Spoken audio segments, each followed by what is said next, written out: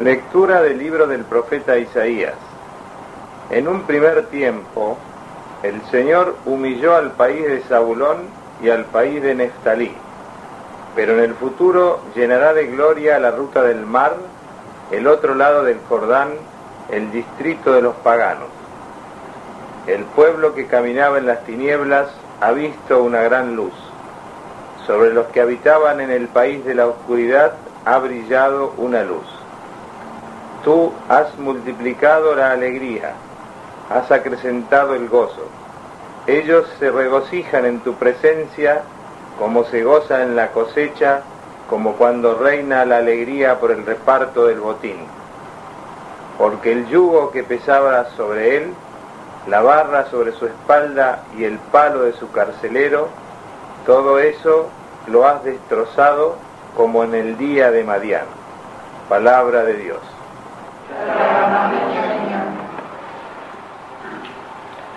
El Señor es mi luz, mi salvación, ¿a quién podré temer? El Señor es mi luz y salvación, ¿a quién podré temer? El Señor es mi luz y salvación, ¿a quién temeré? El Señor es el baluarte de mi vida, ¿a quién temblaré? El Señor es mi luz y salvación, ¿a quién podré temer? Una sola cosa he pedido al Señor, y esto es lo que quiero: vivir en la casa del Señor todos los días de mi vida, para gozar de la dulzura del Señor y contemplar su templo. El Señor es mi luz y salvación, ¿a quién podré temer? Yo creo que contemplaré la bondad del Señor en la tierra de los vivientes. Espera en el Señor y sé fuerte, ten valor y espera en el Señor.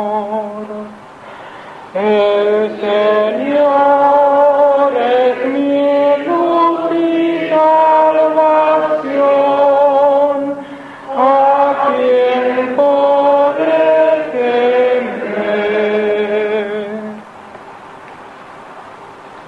Lectura de la primera carta del apóstol San Pablo a los cristianos de Corinto.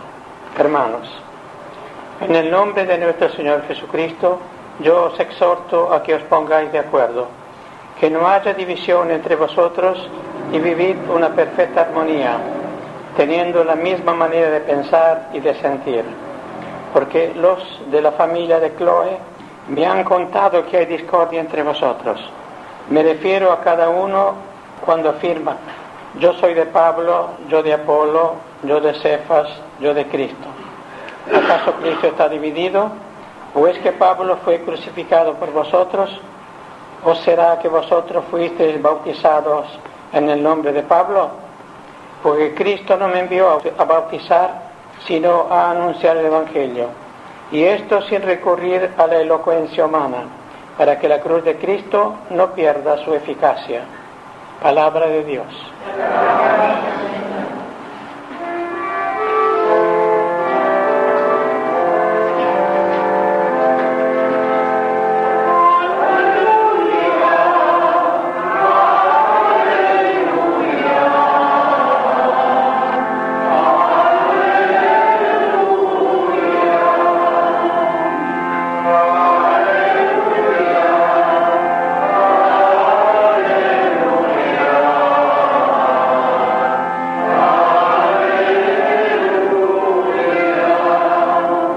Jesús proclamaba el Evangelio del Reino y curaba las dolencias de la gente.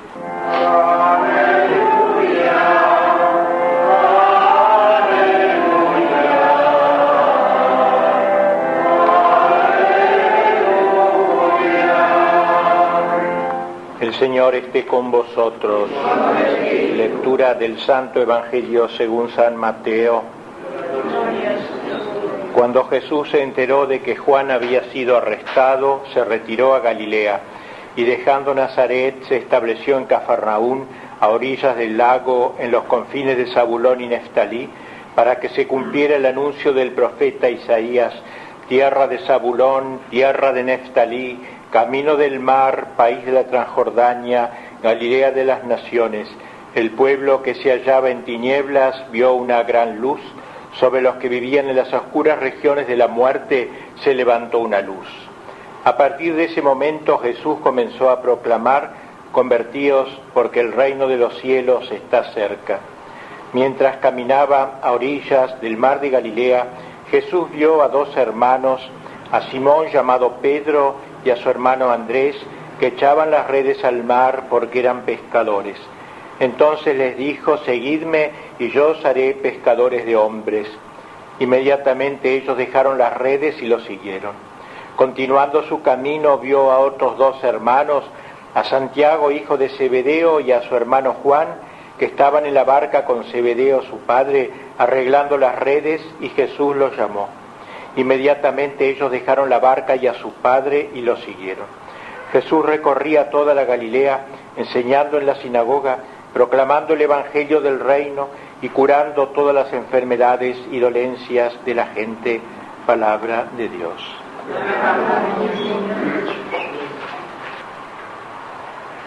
El Evangelio nos presenta las primeras invitaciones, los primeros llamados o vocaciones. Vocación significa eso, llamado, de los apóstoles, de los discípulos que lo iban a acompañar para fundar a la iglesia. Y Cristo ya preanuncia el sacerdocio: os haré pescadores de hombres. Eran hasta ahora pescadores de peces normales, ahora serán pescadores de hombres.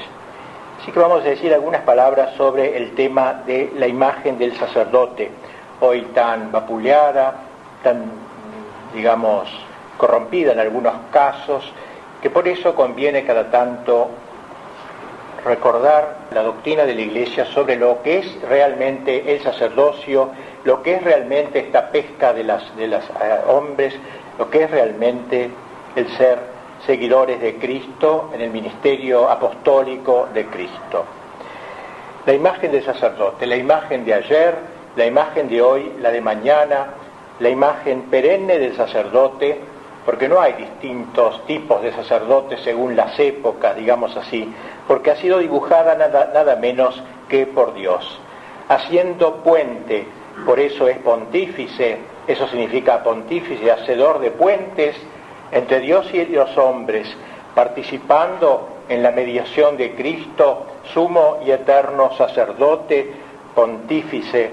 Por sus manos en alto ascienden las plegarias y anhelos del pueblo, que le ha sido confiado, como el humo del incienso se eleva incesantemente del incensario. Este es el movimiento de abajo hacia arriba, el hombre que se eleva hacia Dios, y por sus manos que bendicen desciende la misericordia de Dios como lluvia benéfica que fecunda la esterilidad de los hombres. Es el movimiento de arriba hacia abajo, Dios que se derrama sobre los hombres. El sacerdote pues está en el medio de este doble movimiento que es su vocación, llamado por Dios, llamado por los hombres. Esta es su tensión, este es su martirio. No puede traicionar a Dios, no puede olvidar a los hombres. Hombre de Dios ante todo. Por eso, en cierto modo, es un separado, un segregado en la sociedad. El Señor es la parte de su herencia. La parte, parece una broma decir que el todo, el Señor es la parte de su herencia. Es propiedad de Dios. En ningún caso, como en Él, se cumple aquello del apóstol: el mundo está crucificado para mí y yo para el mundo. Esta separación le duele al sacerdote y será hasta el día de su muerte su modo de participar en la cruz de Cristo, pero al mismo tiempo será la fuente de sus más puras alegrías, porque abandonándolo todo, el sacerdote lo encuentra todo. Dios es mi parte, gustaba decir el cura de Ars, hombre de Dios, pues, dedicado a Dios, a las cosas de Dios, defensor de los intereses de Dios, del honor de Dios, de la gloria de Dios, el profesional de Dios. Todo lo demás que haga, absolutamente todo, ora comáis, ora bebáis, decía San Pablo, lo hará, no podrá no hacerlo, sino en referencia a Dios. Por eso el sacerdote es el profeta de Dios. Profeta significa no solo el que anuncia el futuro, sino el que habla en lugar de otro. Es el profeta de Dios en este segundo sentido, porque es el dispensador de su palabra. Esa palabra que denuncia los pecados de los hombres y sus propios pecados. Su voz no será tímida, tiene resonancias divinas, ni será mundana, porque no tiene derecho a diluir la palabra de Dios, sino a transmitirla íntegra a una costa de su vida. Ni será una palabra autónoma, porque sabe que cuando habla lo hace en nombre de otro, de aquel otro que dijo: el que a vosotros oye, a mí me oye. Una palabra tajante, de doble filo, como dice San Pablo, capaz de penetrar en las profundidades del alma y de discernir los últimos pensamientos de cada persona, hecha para destruir y para plantar, para arrasar y para edificar. Palabra temible porque no es suya, lo trasciende. Hombre de Dios, por todo lo que hace, por todo lo que es, el sacerdote está llamado a dar el sentido de Dios, que tanto falta en el mundo de hoy. No solo hacer conocer la existencia de Dios, sino que la gente adquiera el sentido de Dios, el sentido de la grandeza y la trascendencia de Dios. Un enamorado de Dios que no va tras el carro de los ídolos de turno. Para él el mundo, ese mundo en sentido malo de que habló Cristo cuando en la última cena, será siempre su principal adversario, el gran adversario. No le perdonará, nunca le perdonará el mundo que recuerde y perpetúe de generación en generación a aquel a quien creía haber eliminado para siempre en la cruz. La verdad engendra el odio, dijo una vez San Agustín. El sacerdote que dice la verdad, si dice la verdad, en el grado en que dice la verdad, si dice a Cristo, que es la verdad encarnada, atraerá necesariamente sobre sí el odio del enemigo, el odio de aquel mundo adversario. Hombre de Dios, decíamos, pero también, y en segundo lugar, el hombre de los hombres, porque si ha sido separado, si ha sido segregado, lo fue para ser enviado, como estos apóstoles, discípulos del Evangelio, a ser pescadores de hombres, como Cristo, y guardada su individualidad, es semejante a los demás en todo menos en el pecado, hombre capaz de ternura, hombre es el sacerdote que, aunque profesional de Dios en medio de la sociedad, está lejos o debe estar lejos de ser un funcionario que administra fría y mecánicamente las cosas de Dios. Hombre poeta, porque sabe que a través de sus manos se va construyendo la imagen de la Iglesia, que es el poema de Dios, el juego de Dios, la obra de arte que a lo largo de los siglos se va enjollando con las virtudes de los cristianos. Hombre que ama a los hombres, por eso en ocasiones los fustiga, porque los ama, porque sabe que antes de bautizar es menester exorcizar este mundo en que vivimos tan celoso de sus autonomías y tan olvidado de Dios. Hombre llamado a excomulgar el hombre viejo y a sus renovados brotes y hacer resurgir desde el fondo del alma la eterna juventud bautismal. Hombre hecho para bendecir a los hombres, para bendecir aún las cosas del hombre, su pan, su agua, su comida, su auto, sus campos.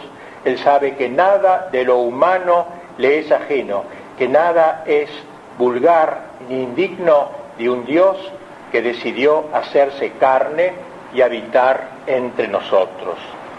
Hombre de Dios, pues, y hombre de los hombres, el sacerdote está en la intersección de Dios y del hombre. Es el que habla a Dios acerca de los hombres y cuando está con los hombres les habla acerca de Dios. Es el abogado de ambas orillas, tironeado por Dios y por los hombres, hecho víctima, hecho sacrificio. Oremos hoy especialmente con el recuerdo de estas enseñanzas del Evangelio, oremos, por los sacerdotes. Su situación es paradojal. Si en épocas pasadas pudieron en algunos casos olvidarse un poco de los hombres por su entrega a Dios, en la nuestra corren el peligro inverso, olvidarse un poco de Dios y hacerse hombre como los demás, hacerse todo a todos, pero incluso en el pecado. Esta no es la verdadera encarnación que Dios les pide. Esto es diluir el martirio, es romper una parte del puente. Existe hoy una tendencia, como todos sabemos, a horizontalizar a la Iglesia, es decir, a olvidar los bienes verticales de adoración, de trascendencia, a minimizar el sentido de la oración, de la contemplación, del sacrificio, a no hablar más a Dios de los hombres, sino dedicarse tan solo a hablar de los hombres a los hombres, a hablar casi exclusivamente de sociología, de estadísticas, de economía, de relaciones humanas. Un sacerdocio así, obviamente, no puede atraer a los jóvenes, y es quizás a eso que se debe la tanta escasez de vocaciones en la actualidad.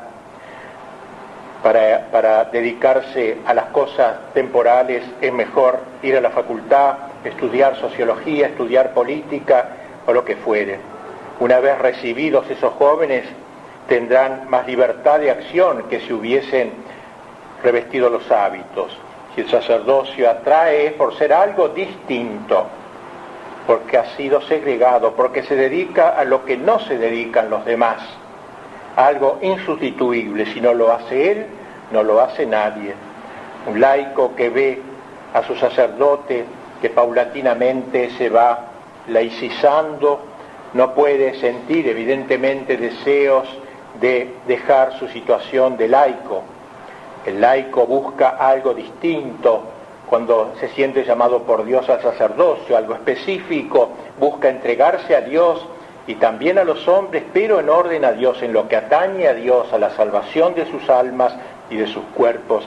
Esta es la imagen del sacerdote que hoy hay que restaurar, la imagen del hombre de Dios, imagen del hombre invadido por el sentido y la trascendencia de Dios, y del hombre de los hombres, del hombre que sabe hablar a sus hermanos, capaz de entender sus angustias, de interesarse por sus problemas, pero siempre sin perder un ojo, su mirada en Dios.